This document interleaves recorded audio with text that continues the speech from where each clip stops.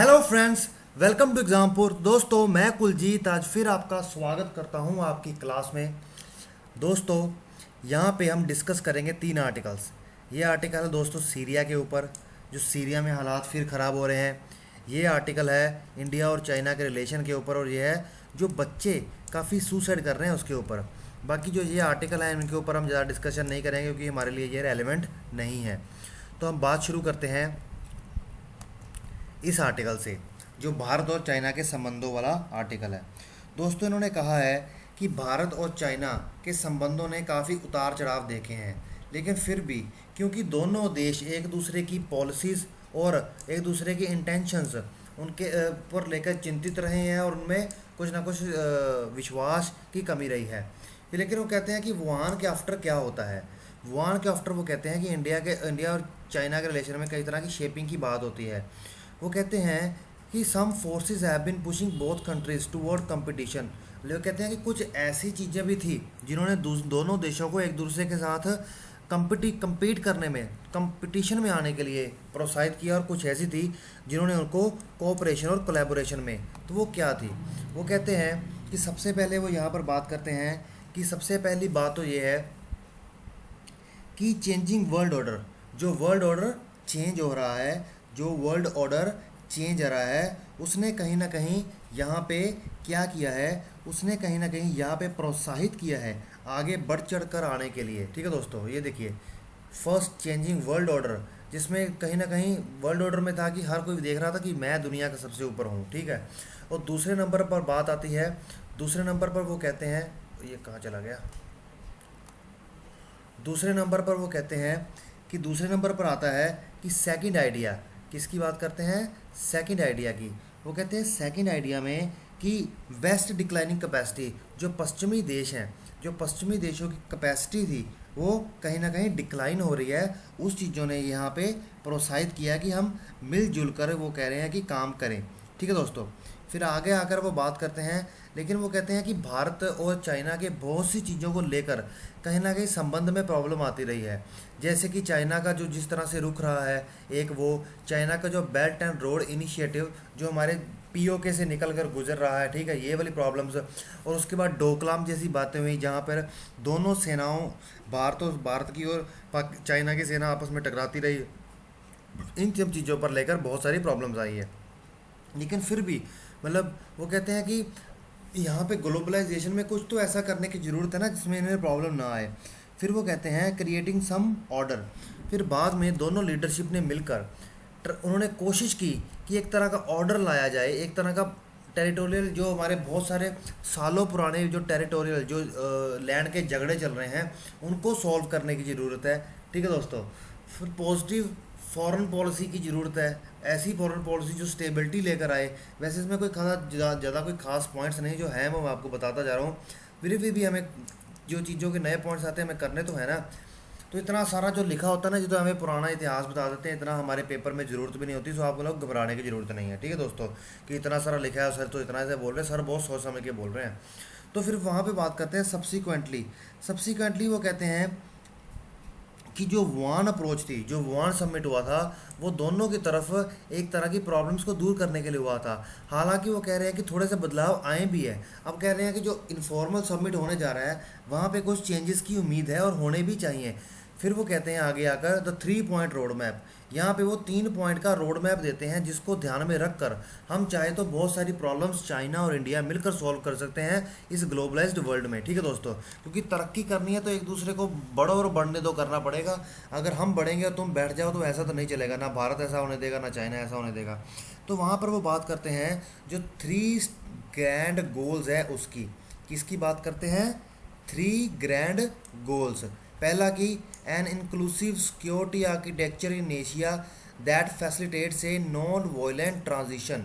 ठीक है दोस्तों, वो चाहते हैं कि जैसे पूरी दुनिया की सुरक्षा की समिति बदल रही है, कुछ दो पहले अमेरिका ही सुपर पावर था, बहुत सारे देश सुपर पावर बनकर आ रहे हैं, फिर वो कहते हैं कि अगर ये जो बहुत सारे वर्ल्ड के देश ऊपर आएंगे उठकर, जो वर्ल्ड ऑर्डर चेंज होगा उसमें कहीं ना कहीं वॉयलेंट ट्रांजेक्शन ना हो कि युद्ध करके ऊपर आ रहे हैं, नहीं, बड़े पीसफुल तरीके से आए और मल्टीपोलर वर्ल्ड जो बनेगा बड़ी पीसफुल तरीके से बने। ठीक है दोस्तों, जैसे कि आज तो विश्व शक्ति सिर्फ अमेरिका ही है, बाद में 7-8 देश हो सकते हैं मिलकर। फिर उसके बाद वो करते हैं कि fair rule based order fair rule based order, open international order. ठीक है दोस्तों, वो कहते हैं अंतर्राष्ट्रीय जो संबंध हैं जो ओपन है वो ओपन ही रहने चाहिए, जो अंतर्राष्ट्रीय ऑर्डर है वो ओपन ही रहना चाहिए। क्यों ओपन रहना चाहिए? वो कहते हैं कि वो रूल बेस्ड होना चाहिए ताकि सभी देश एक दूसरे की इकोनॉमी से फ़ायदा उठा सके। फिर तीसरी बात वो करते हैं कि geo political peace and sustainable economic development, कि जो जियो पोलिटिकल, जैसे जियो पोलिटिकल का मतलब क्या होता है कि बच्चों को ये भू राजनीति का, जियो पोलिटिकल को हिंदी में कहते हैं भू राजनीति। वो क्या होती है? जैसे हम एशिया में रह रहे हैं, एशिया में इंडिया है, साथ में पाकिस्तान है, साथ में चाइना है। तो वो मतलब अगर पाकिस्तान में सरकार बदले तो भारत में प्रभाव पड़ता है, अगर भारत में सरकार बदले तो चाइना में प्रभाव पड़ता है, उसका उल्टा भी होता है। ठीक है, चाइना में बदले, वो कहते हैं जियो, इसको कहते हैं जियो पोलिटिकल। वो कहते हैं एक दूसरे के साथ शांति बनाए रखना, इकोनॉमिक डेवलपमेंट होते रहना। China is important to successful, मतलब चाइना एक बहुत ज़्यादा इम्पोर्टेंट है सक्सेसफुल इन गोल्स को पूरा करने के लिए। तो वो कहते हैं अगर हम इस तरीके से चलेंगे तो तभी हमारा कुछ बचेगा, नहीं तो कुछ बचने वाला नहीं है। यहाँ पे हमारा ये वाला आर्टिकल कंप्लीट होता है। जैसा कि यहाँ पे आपने समझने की कोशिश होगी कि पॉइंट ज़्यादा इंपॉर्टेंट तो नहीं थे, लेकिन उन्होंने यहाँ पे जो आखिर में आके जो 3 पॉइंट्स के गोल दिए हैं ये बहुत इंपॉर्टेंट है। अगर कोई बच्चा ये 3 गोल्स, अगर ऐसा कोई क्वेश्चन आता है कि भारत और इंडिया को ऐसा क्या करना चाहिए जिससे संबंध सुधरे, अगर वो ये तीनों गोल्स जो मैंने अभी पढ़ा दिए हैं अगर उस पर लिखेगा तो बहुत ज़्यादा बेनिफिट होएगा। और साथ में यहाँ पे भी 2 बहुत इंपॉर्टेंट पॉइंट्स थे। वो कहते हैं कि इंडिया और चाइना में क्या क्या किस तरह की स्थितियाँ हो रही हैं। फिर वो कह रहे हैं इंडिया और चाइना के बीच में सिर्फ एक कंपटीशन नहीं है, हमें तो यही लगता है, लेकिन वो कहते हैं कंपटीशन के बाद कुछ चीज़ें ऐसे भी हैं जो कोऑपरेशन के लिए ऊपर बढ़ रही हैं। कंपटीशन क्या बढ़ा रहा है? जैसा कि हमने बोला था, चेंजिंग वर्ल्ड ऑर्डर। ठीक है, कोई एक देश कहता है कि मैं सुपर पावर बनूं, और एक दूसरे को करीब कौन ला रहा है कि जिस तरह की स्थितियां बनी हुई है और पश्चिमी देश कहीं ना कहीं कमज़ोर हो रहे हैं, ये सब चीज़ें। ठीक है दोस्तों, तो ये बहुत इंपॉर्टेंट पॉइंट लगे, लेकिन ये क्वेश्चन में फिट नहीं हो सकते, तो फिर भी मतलब एक क्वेश्चन में ये किसी पॉइंट के साथ आएगा तो ये आपको समझना पड़ेगा। तो अब आता है अगला क्वेश्चन, जैसा कि मैंने बोला था सीरिया के ऊपर है। देखिए सीरिया में समझें चीज़ प्रॉब्लम है क्या। देखिए सीरिया एक देश है, ठीक है, क्या है? सीरिया एक देश है। अब सीरिया के साथ बॉर्डर लगता है किसका? तुर्की देश का। किसका? तुर्की देश का। अब सीरिया में उठा था ISIS। ठीक है दोस्तों, सीरिया में क्या उठा था? ISIS। और ISIS के अगेंस्ट कौन काम कर रहे थे? कुर्दिश। ठीक है दोस्तों, कुर्दिश। अब इसको समझाने के लिए कर रहा हूँ। ठीक है दोस्तों, और जहाँ की सीरिया की सरकार थी उसको कौन सपोर्ट कर रहा था? रशिया। और कुर्दिश को कौन सपोर्ट कर रहा था? USA। अब देखिए जो टर्की है वो कुर्दिश का दुश्मन है और कुर्दिश ISIS का दुश्मन है। ठीक है दोस्तों, टर्की हो सकता है कि ISIS का दोस्त तो ना हो, लेकिन वो कुर्दिश का दुश्मन है, और कुर्दिश मदद करता था, USA कुर्दिश की मदद करता था। लेकिन अब हुआ क्या है? अब देखिए अमेरिका ने अपने सेनाएं बाहर निकाल लिया वहाँ से, जैसे कि वहाँ के प्रेसिडेंट ने वादा किया था कि हम सेनाएं बाहर निकाल लेंगे। सेनाएं बाहर निकालने के बाद अब क्या हुआ? सेनाएं बाहर निकालने के बाद क्या हुआ? अब ये हो रहा है कि अब जो कि टर्की है उन्होंने कुर्दिश के लड़ाकों के ऊपर जो कि उसके बॉर्डर के पास रह रहे हैं वहाँ पे हमले शुरू कर दिए हैं। हमले शुरू कर देने के बाद USA ने कहा देखिए हम तो बीच में नहीं घुसेंगे, हमारा तो मसला है नहीं, हम कितनी देर तक घुसते रहें। तो अब जो कुर्दिश है लोग हैं, अब कुर्दिश लोगों को, अब टर्की कुर्दिश के खिलाफ क्यों है? क्योंकि देखिए जो टर्की का एक इलाका है जहाँ पे कुर्दिश रहते हैं, वो कहते हैं कि कुर्दिश वहाँ पर प्रभाव डालने की कोशिश करते हैं, हमारे देश को तोड़ने की कोशिश करते हैं। तो फिर यहाँ पे वो कहते हैं कि देखिए USA कहता है अब हम कुर्दिश की मदद नहीं करेंगे। तो यहाँ पर क्या है? अब देखिए जो ISIS था वो कहते हैं यहाँ पर जो ISIS था वो ख़त्म तो, उसकी लीडरशिप तो ख़त्म हो गई थी, लेकिन वो पूरे तरीके से ख़त्म नहीं हुआ। वो रेगिस्तानी इलाकों में जाकर छुप के बैठ गया। वो कहता जब स्थितियाँ बदलेगी तब मैं बाहर निकल के आऊँगा। अब क्या हो रहा है? स्थिति बदल चुकी है, अमेरिका वहाँ से बाहर निकल चुका है। ठीक है दोस्तों, और कुर्दिश एक जगह नॉर्थ ईस्ट के इलाके में वहाँ के सीरिया के जमकर बैठ चुका है। अब प्रॉब्लम क्या आ रही है? अब प्रॉब्लम ये आ रही है कि टर्की अब वहाँ पर लगातार हमले कर रहा है। टर्की एक जगह है जिसका नाम है, एक जगह है जो कि उसके बॉर्डर दोनों तुर्की और सीरिया के बॉर्डर के बीच में आती है। वहाँ पे जाता है कि एक ऐसे लोग बिठा दिए जाए, एक ऐसी बफर जोन बना दी जाए जहाँ पर कुर्दिश और टर्की के बीच में एक बफर जोन हो जो कुर्दिश से लड़े ताकि हमें इतनी प्रॉब्लम्स ना आए। बस यही सारा आर्टिकल है। और दूसरी बात तो यहाँ पे ये कहते हैं कि अब जो IS है वो भी दोबारा अब उठ सकता है जिस तरह के हालात चल रहे हैं। अब हम चलते हैं अगले आर्टिकल की बात तो ये थी कि जैसा कि मैंने बताया, तीसरा आर्टिकल मुझे ये करवाना था कि जो बच्चे मर रहे हैं। देखिए इसमें कोई खास ज़्यादा रेलेवेंट पॉइंट्स नहीं, आप बहुत आसानी से समझ लेंगे। यहाँ का सीन क्या था, वो कह रहे हैं कि हमारे जो बच्चे हैं, जो हमारे देश के बच्चे हैं, युवा बच्चे हैं, वही हमारे देश का भविष्य है। यहाँ पर वो ये बात कहना चाहते हैं, 10 से 17 साल के बच्चे, और वो हमारे देश की 18% पॉपुलेशन को बनाते हैं। वो यहाँ पे कह रहे हैं 18% पॉपुलेशन को, वो कहते हैं कि ये आत्महत्याएं बहुत कर रहे हैं।